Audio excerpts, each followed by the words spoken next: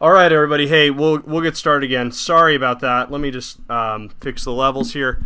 As you can see, I am not in SLC Puck Studios right now. I'm just in my apartment right now, and I just thought it'd be fun to give this a try to see how it goes. Doing a little bit of a post-cast coverage of the game, and as you can see, there's like a different set of technical issues that go into that. So, thanks for coming back.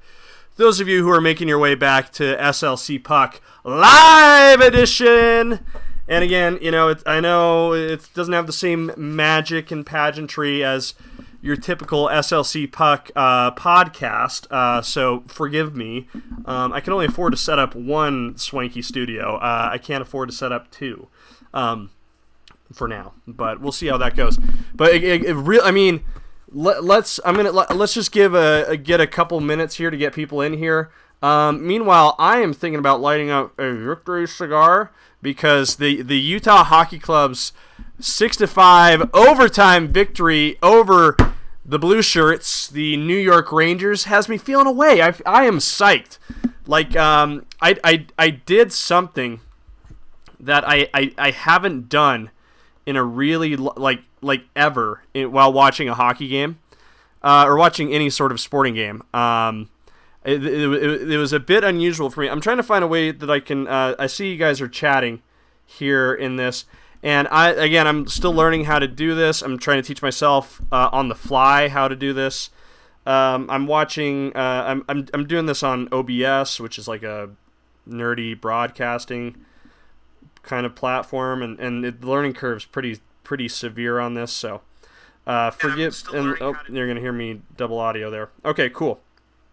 Stu Wild, yeah, hilarious. Heck yeah, I'm sad that Guenther is off his 164 goal pace. Yeah, I don't know what the hell's wrong with that guy. He's got to really pick it up if he wants to get 164 goals this year. Because right now, he's got. Let's do some quick math on Dylan Guenther here. You guys are gonna watch. This is fun for you guys. You get to watch me think in real time, which doesn't always happen when you spend time with me. So let's think. If he's got 5 goals in 3 games, and then I so wish I had an overhead camera so you guys could see me doing this very simple math, both on paper and on the calculator app on my phone, because I'm a communications major.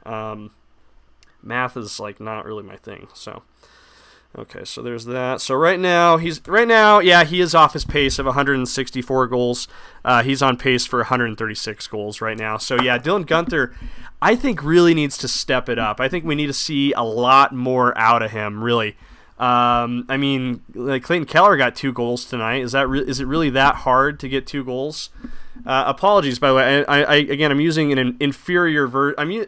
This is basically the same setup that I used for the first 4 or 5 episodes of SLC Puck, and it's a horrendous webcam that does the stupid autofocus thing when I want it to the least. So, that's pretty annoying. So bear with me. I think I do like the idea of doing these postcasts. I just thought this would be a fun place to try it, especially since we're all in a good mood, right? We're all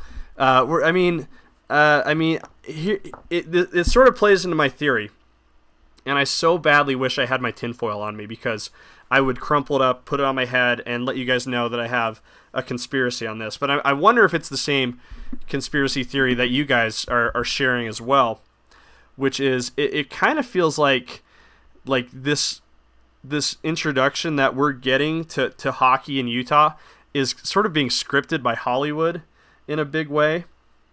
Because otherwise, I don't know how to explain how this is happening. It's so exciting.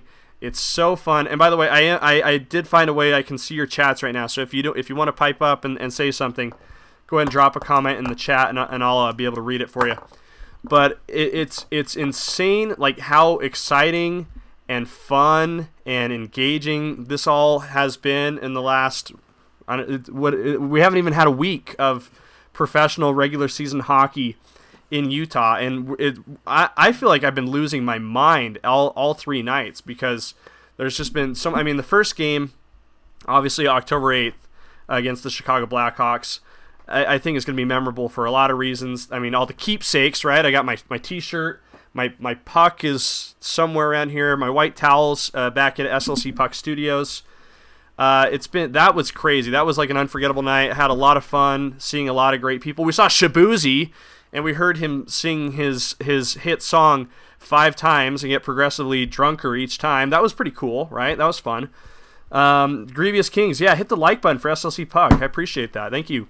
And then their next game the other night against the New York Islanders was a very entertaining game as well. It was a game that had like a little bit of everything.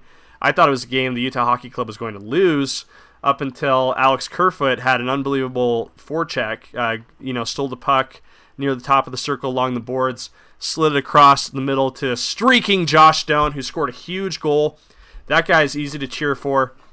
He's been crushing it so far this year. I thought he played really nice, a really nice game tonight as well, and sort of took over on that second unit when Jack McBain was ejected for the game misconduct. I thought Josh Doan did a really nice job with the extra minutes tonight. But anyway, the Islanders game was crazy. There was like a lot of drama there. It's getting hard to keep track of everything that's happening because like each game, like you feel like it's just like an Etch-a-Sketch, like you put together this really intricate sort of puzzle. It's like very beautiful. By the way, do they still sell Etch-a-Sketchers anywhere? Is there anybody who's like good at that?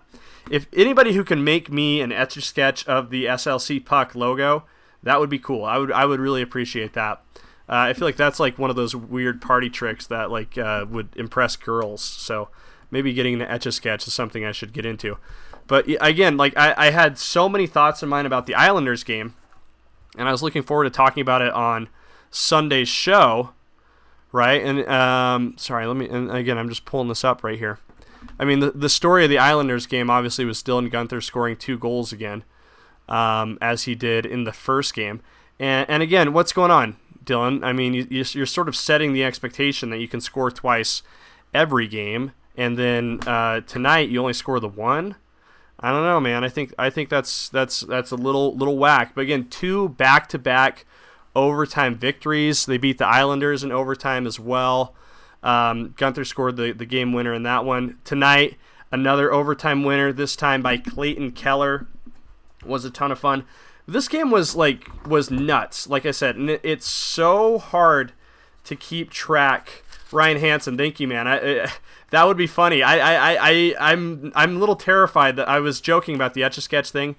I'm worried that if I was given such a kind and thoughtful gift, I would immediately like drop it or something, do something very dumb and silly. Again, I know the stream isn't perfect, guys. Doing the best I can here, trying to set it up. Just got a little crappy webcam here in my crappy apartment here. But again, let's move into tonight's game, okay? Because again, there's like other things to talk about with the Islanders game, and I'll get to that in tomorrow's episode. But this, I mean, I've kind of been doing this new thing now. I started it tonight with tonight's game, where like as I'm watching the game here, and I use Seg Plus to watch the game, which I am enjoying. The broadcast has gotten much better than its days, in the preseason. We saw, especially the Blues game, that was pretty bad. But I mean, I've been taking notes on index cards as we've been going. You see the camera's going to autofocus here. So as the game's going on, I'm trying to like watch and like jot down quick little notes on like each goal or like a key moment that I find interesting. Tonight's game, I have 9 index cards full of notes just from watching the game.